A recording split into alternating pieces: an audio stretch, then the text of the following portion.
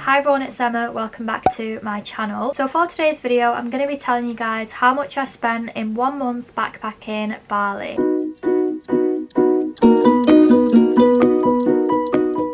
As you will know by now, if you've been following my channel, I recently got back from 4 months backpacking Southeast Asia, and I am planning on doing one of these videos telling you guys exactly how much I spent across the whole 4 months, how much the whole trip cost altogether. The reason I wanted to do a whole separate video on how much Bali cost is because Bali is one of the places that I probably get asked about the most. So ever since I got back, I've been getting a ton of questions, particularly about Bali.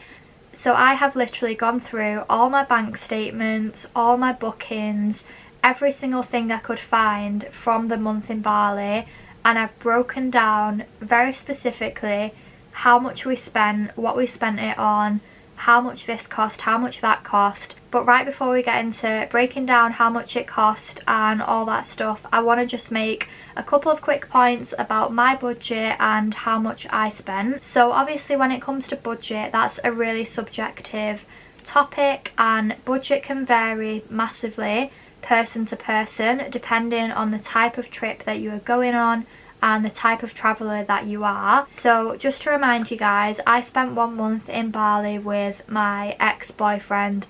Was not my ex-boyfriend at the time, that would be weird, but I was travelling as a couple and we were staying in hotels. So travelling as a couple, that means the majority of things get divided by 2.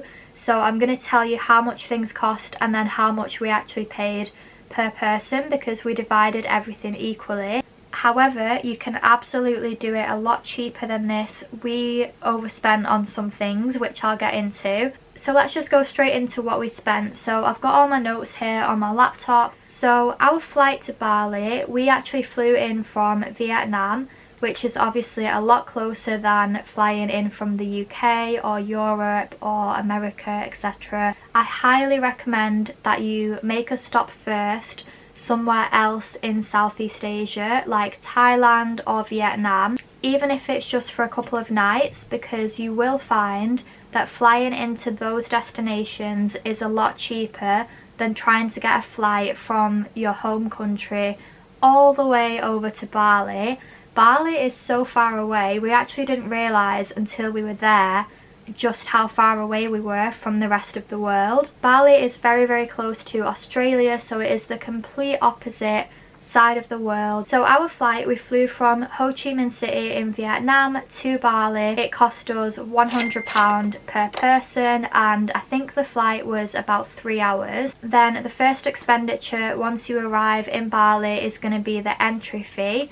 You do have to pay to enter Bali to get the visa on arrival at the airport. So the cost of the visa on arrival, if you were coming from a set list of countries, which includes the UK, a lot of Europe, the USA, is 500,000 Indonesian rupees, which is about £25. So we had to pay £25-ish for our 30-day visa in Bali. Once we paid for our visa on arrival, the next cost was our SIM card.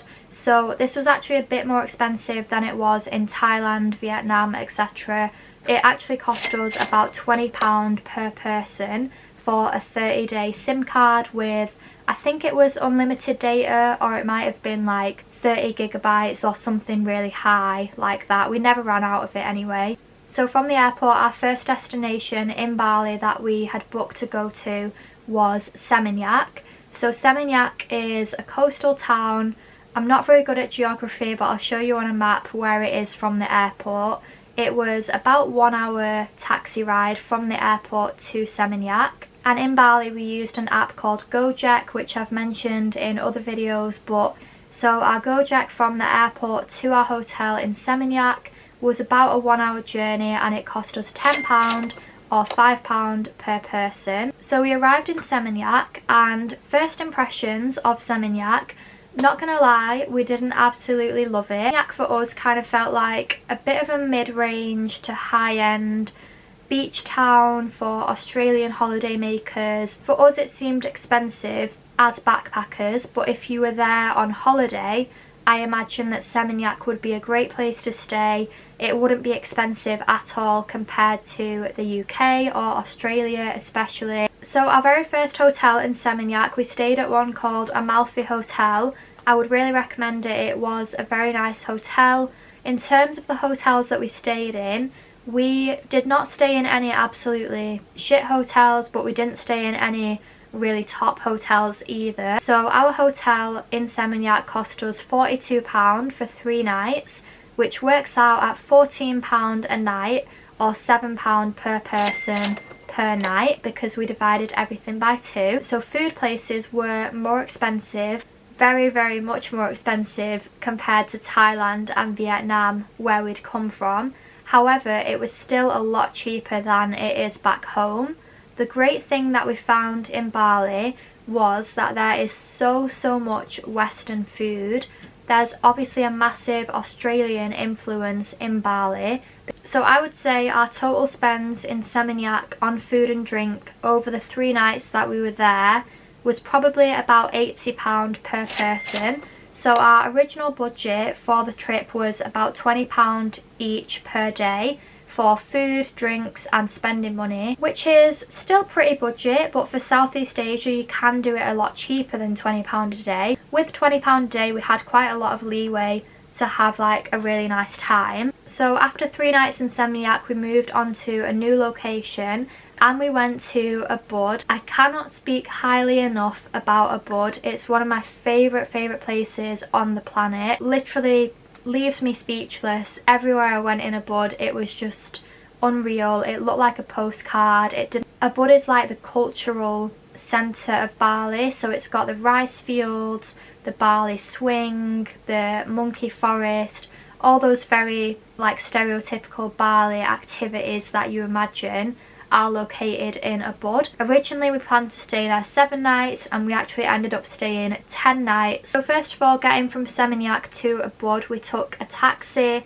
Again we used Gojek. I think it was about an hour and a half or 2 hours with traffic because traffic in Bali is so bad. In Ubud we stayed at a place called Puri Payogan Villas. I'm sorry if I said that wrong, but this was one of my favourite hotels that we stayed in across the whole trip. It's like the dream Bali room. It was set like really high on a hilltop. It was overlooking like a jungle setting, so it was just absolutely perfect location. That was quite expensive, so it cost us £20 a night or £10 per person. Now £20 a night goes a long way in Bali or in Southeast Asia.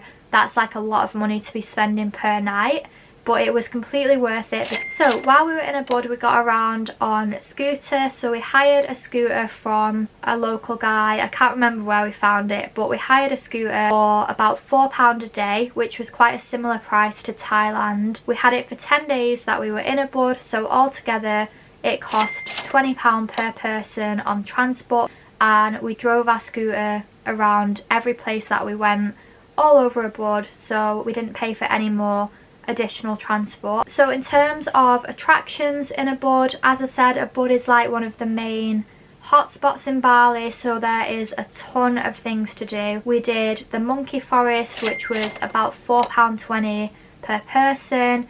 I did the Bali swing, which cost me about £8. We did Alas Harum and Kretya, which cost about £3 to get in. We did Bali Zoo, which was a bit more expensive. Bali Zoo cost us £20. We did the rice fields, the rice terraces, which cost about 10p to get in. So see how it kind of balances, like Bali Zoo was £20 to get in, but then the rice terrace was 10p. So it kind of evens out in terms of budget. You will find that some days you spend more on one thing and other days you spend less on another thing. One night we went to see like a traditional dance, which cost us about £4 per person. So from Ubud we decided to go and see some of the islands which are off the coast of Bali. Technically not in Bali, but everyone who goes to Bali tends to go to them as well. So the first island that we were heading to was Nusa Penida, which is super Instagram famous. I'll insert some pictures of what Nusa Penida looks like. Again, there was a Nusa Penida vlog, but that never made it to the channel for obvious reasons. So the first cost was a taxi from Ubud to Seminyak, which is where the port is, to take the ferry to Nusa Penida.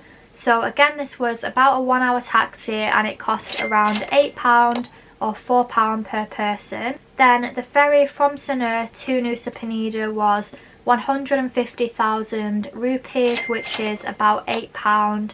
And from memory, I think it was a couple of hours journey. Now, when we arrived on Nusa Penida Island, which is a very small island, not the smallest one we went to, but it is still small and it is still very underdeveloped in a lot of places, especially compared to mainland Bali. So when we arrived on Nusa Penida, we were hit with quite a big bill because we had to pay our hotel for the transport from the ferry port to the hotel.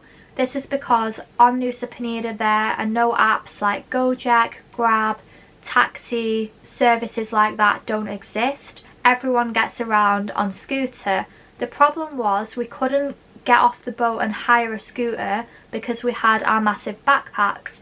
So we had to message to our hotel to collect us from the port, and they actually charged us 300,000 rupees, which is £16, to get from the port to the hotel. It was about a 1 hour journey because the port was like here and we were staying on the opposite side of the island. So a lot of the roads are very underdeveloped, so you're kind of driving along a cliff edge and then you're driving on like unpaved roads and stuff. So it cost us £16 to get from the port to our hotel, and then obviously when we had to leave the island we had to pay £16 again to get back to the port, because otherwise there would literally be no other way to get there. If you do go to Nusa Penida, be aware of that transport is very limited. If you don't drive a scooter, then you might be very stuck on that island. But anyway, we put that aside, and when we got to our hotel, it was actually really nice. So we stayed at a place called Sun Colada Villas and Spas, and it was a very small family run hotel. So anyway, that place cost us £49 for 4 nights, which is £24 each, works out at £12 a night or £6 per person per night. And that did also include breakfast as well, so that saved us some money on buying breakfast every day. So then we hired a scooter from our hotel to get around. Again, this cost us about £4 a day, so that cost us £12 for 3 days. In terms of activities on Nusa Penida, so we did a lot of viewpoints, a lot of beaches, driving around the scooter and stuff, so we didn't actually spend that much money on activities. I'd say over the course of 4 nights we probably spent about £10 on activities, if that. Stuff like viewpoints and beaches, entry is really affordable. In terms of meals and food, so there were only a very small number of restaurants. I think around our hotel we literally had about 3 or 4 places where we could have got food, because the rest of the area was so underdeveloped, but that meant that it was also quite affordable. I'd say over the course of 4 nights we probably spent about £25 each on food and drinks. So from Nusa Penida we went to another island off the coast of Bali. Both of these islands are super popular with backpackers. If people are backpacking Bali, they tend to always go to these 2 islands as well. So this island that we went to is called Gili. The ferry from Nusa Penida to Gili was a bit more expensive. It cost us about £15 per person, and I think it took us about 3 hours. So when we arrived in Gili, we actually walked from the port to our hotel, because Gili is an absolutely tiny island. There's actually no transport on Gili. There's no scooters, there's no cars. The only form of transport is walking, bicycle or horse and carriage. So we walked from the port to our hotel, which was about 10 minutes. The hotel we stayed at was called the Gili Ilalang Village, if I said that right. We stayed there, well, we booked to stay there for 4 nights. For 4 nights it cost us 700k, which is about £37. So that works out at £9 per night or £4.50 per person per night.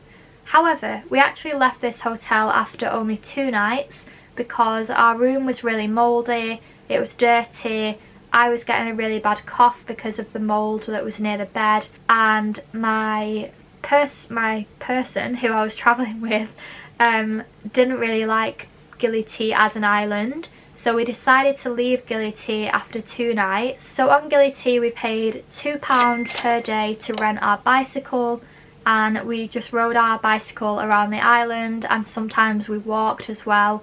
I'd say on Gili we probably spent about £30 per person over 2 nights, 2 days on food and drink.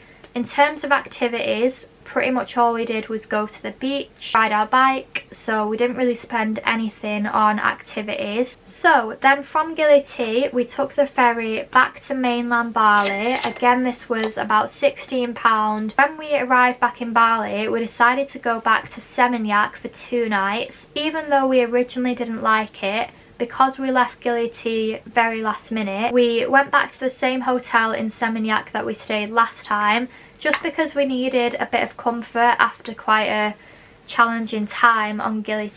So we went back to that same hotel and we paid £40 each for 2 nights, so £20 per person. Wait, have I written that down right? Okay, it was £38 for 2 nights, so £18 each or £9 each per night. So it was a bit more expensive than last time, but I think that's because we booked it about an hour before we were going to check in, so it was quite expensive. We spent 2 more nights in Seminyak. We warmed up to it a little bit more than we did before, went back to some of our favourite food places. I'd say we probably spent about £40 each over the course of 2 days and 2 nights on food and drink in Seminyak. So we're getting to the end, I promise. So from Seminyak we went to our next location, which was Canggu. In Canggu we stayed for 4 nights at another family run small kind of hotel.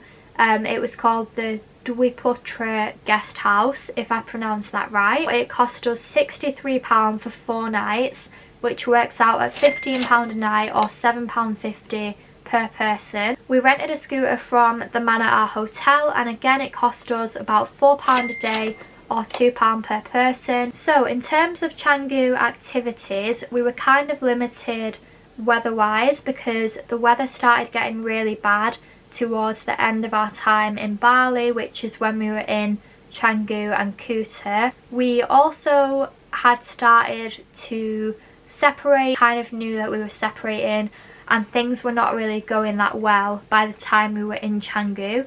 So in terms of activities, we didn't really do that much while we were there, to be honest. I would say that we probably spent about £100 per person on food and drink over the 4 nights that we were in Canggu. Found Canggu to be a bit more expensive than other parts of Bali. It was quite similar to Seminyak. So Kuta was our final stop in Bali, and we stayed at the Sun Island Hotel and Spa, which I would really recommend. It was such a nice hotel. For 3 nights that cost us £53, which works out at £17 a night or about £8.50 per person. And in terms of activities in Kuta, Kuta is kind of like the Spain for Australian people, if that makes sense. So you know how certain areas of Spain are like full of British people going on their summer holidays? That's kind of what it's like in Kuta. It is full of Australian holiday makers. So you've got all the Australians going for like a cheap Benidorm kind of holiday. Then you've got like all the lads having like lads holidays from Australia in Kuta. Kuta has that kind of vibe to it, so a lot of people don't actually like it for that reason. In Kuta I did a bit of shopping, so I'd say I probably spent about £40 on souvenirs while I was in Kuta. And then the final journey of the trip was the taxi from Kuta back to Denpasar, which is where the airport was, and I think that cost about £10 or £5 per person. So then I think the only other thing to mention is like the random expenses that we had across the month. So I've accounted for about £100 of additional random expenses that we made. Because I stayed longer than I was originally planning, I ran out of contact lenses, which for me are an essential thing because my eyesight is horrendous. So I had to buy some contact lenses, and that set me back £70, which is so much money compared to what it is back home. Then other random things, we ran out of sun cream. We had to buy sun cream in Bali, which was about £15, so expensive. Other random things like that, I've accounted for like £100 as extra expenses. Obviously you will not necessarily have to pay that, but it's just as like extra things that we had to pay for that we weren't really expecting to. My camera is actually flashing red, it's about to die, so that is quite a lot of money, and it is definitely over budget. If you look at our budget of £20 a day, that should have brought us to about £600 for the month. However, we were about £300 over that budget. So really easily done in Bali, spending more than you anticipate to. We did eat local food and I really enjoyed the local food. However, we ate a lot more Western food in Bali just because it was so good and it felt like food from home. So I'm gonna go because my camera is about to die, but I hope you enjoyed watching this video and I hope you all found it helpful. If you did, leave me a little comment below if you've been to Bali, if you would like to go to Bali. Any questions at all about my trip, feel free to comment below, and I'll see you all in a video soon. Bye!